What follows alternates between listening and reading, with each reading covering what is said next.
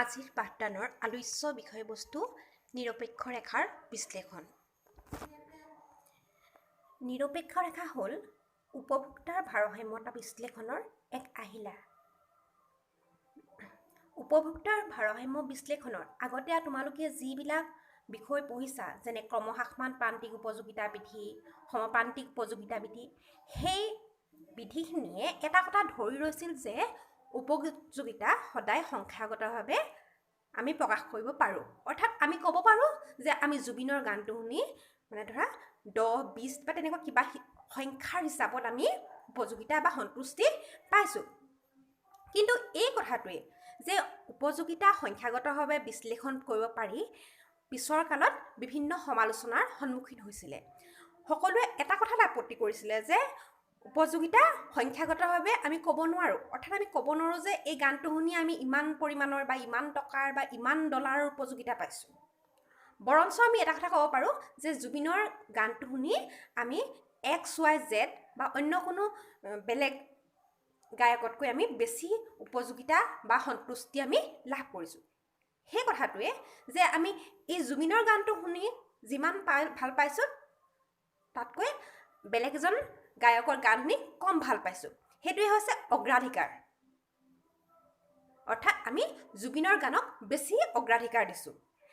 নিৰপেক্ষ ৰেখাৰ বিশ্লেষণে উপযোগিতাৰ সংখ্যাগত দিশটো নস্যাৎ কৰিছে, কিন্তু এই অগ্ৰাধিকাৰ ভিত্তিত উপযোগিতা প্ৰকাশ কৰাটো সমৰ্থন কৰিছে। এতিয়া আমি জানিব লাগিব নিৰপেক্ষ ৰেখা মানে কি। এনেই তোমালোকে এটা কথা কোৱাচোন, নিৰপেক্ষ শব্দটোৱে কি বুজায়? নিৰপেক্ষ শব্দটোৰ অৰ্থ হ'ল যে কোনো পাৰ্টি নাই বা পক্ষ নাই। বিভিন্ন যিকেইটা আমি পক্ষ পাম বা পাৰ্টি পাম সেই সকলোখিনিৰ প্ৰতি আমি সমান, সেইটোৱে হৈছে নিৰপেক্ষ। ধৰা হ'ল তুমি আবেলি এটা কিবা লাইট আহাৰ খোৱা, এটা পাতলীয়া খানা খোৱা।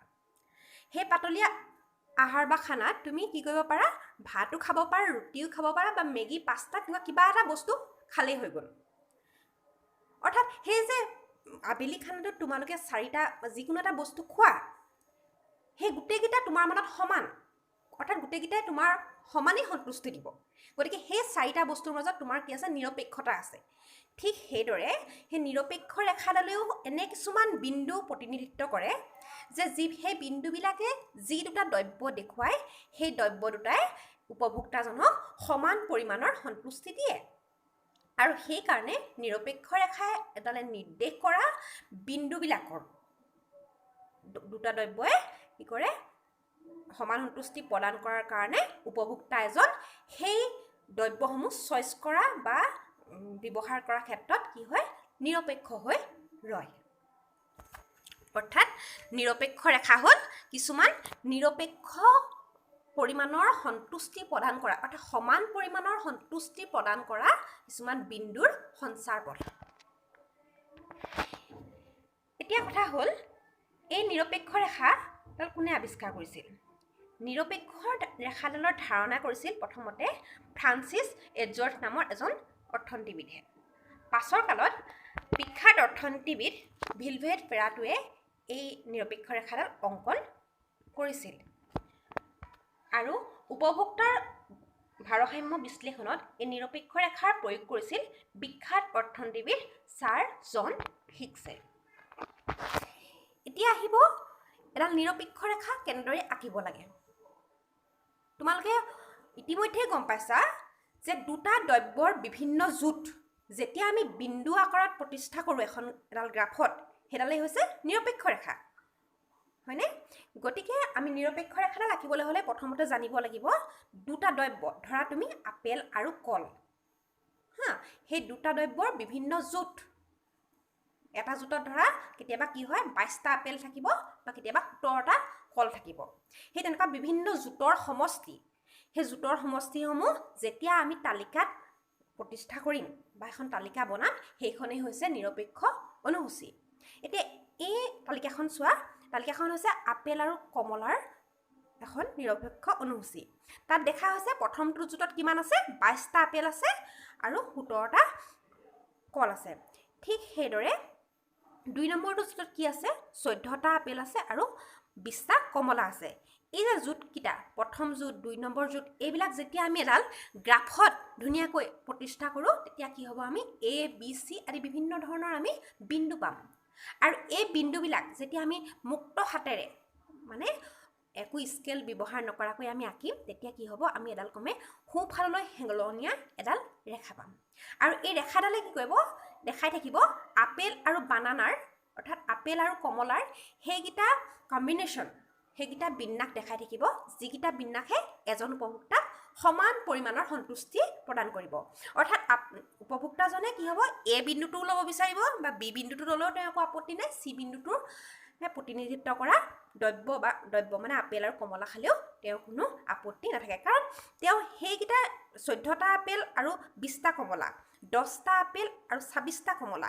মানে সমান পৰিমাণৰ সন্তুষ্টিয়ে দিব তেওঁ তাৰপিছত এতিয়া আমি আহিম যে উপভোক্তাৰ বিশ্লেষণত উপভোক্তাৰ ভাৰসাম্য বিশ্লেষণত যে এই নিৰপেক্ষ ৰেখা ব্যৱহাৰ হয় এইটোৱে কি চৰ্ত মানি চলে এই বিশ্লেষণত মানি থকা চৰ্তসমূহ হ'ল উপভোক্তাজন বিবেচক অৰ্থাৎ তেওঁ সম্পূৰ্ণ অৰ্থনৈতিক দৃষ্টিকোণৰ পৰা যিটো আশা কৰা সেই আশা কৰা ব্যৱহাৰ তেওঁ কৰে তেওঁ বজাৰ বস্তুৰ দাম আদি সম্পৰ্কত তেওঁ সম্পূৰ্ণ জ্ঞান থাকে তাৰপিছত 2 নম্বৰ কথাটো হ'ল উপভোক্তা সংখ্যাত প্ৰকাশ কৰিব নোৱাৰি কিন্তু অগ্ৰাধিকাৰ দিশৰ পৰা উপভোক্তাক উপযোগিতা প্ৰকাশ কৰিব পাৰি এই কথাটো তোমালোকক মই আগতেই বুজাইছো অগ্ৰাধিকাৰ কাক বোলে ঠিক সেইদৰে যদি এজন উপভোক্তাই কি হয় এতকৈ বি আৰু বিতকৈ যদি সিক বেছি গুৰুত্ব দিয়ে তেন্তে তেওঁ এতকৈ সিক বেছি গুৰুত্ব দিব তাৰমানে কথাটো কি হয় যদি উপযোগিতাৰ ক্ষেত্ৰত কি হয় 2তকৈ যদি 3 ডাঙৰ হয় আৰু 3তকৈ যেটো 5 ডাঙৰ গতিকে 2তকৈ 5 সদায় ডাঙৰ হ'ব এতিয়া আহিব নিৰপেক্ষ মানচিত্ৰ বা মেপ নিৰপেক্ষ মেপ হ'ল দুটা দ্ৰব্যক প্ৰতিনিধিত্ব কৰা বিভিন্ন ধৰণৰ বহুতো নিৰপেক্ষ ৰেখাৰ সমষ্টি আৰু ইয়াত কি কৰা থাকে ক্ৰমসূচকভাৱে বিভিন্ন ধৰণৰ বা বহুতো নিৰপেক্ষ ৰেখা থাকে এতিয়া এই নিৰপেক্ষ মানচিত্ৰখনত চোৱা ইয়াত 4টা নিৰপেক্ষ ৰেখা আছে I1 I2 I3 আৰু I4 আৰু এই নিৰপেক্ষ ৰেখাডালে কি কৰা আছে আপেল আৰু কমলাৰ বিভিন্ন দ্ৰব্য দেখাই আছে আৰু কি কৰা হৈছে উচ্চতম স্তৰৰ নিৰপেক্ষ ৰেখা অৰ্থাৎ I2 I3 I4 এইবিলাকে ক্ৰমান্বয়ে কি কৰিছে I1তকৈ অধিক পৰিমাণৰ যে সন্তুষ্টি বা উপযোগিতা দিব সেই কথাটো নিৰ্দেশ কৰি আছে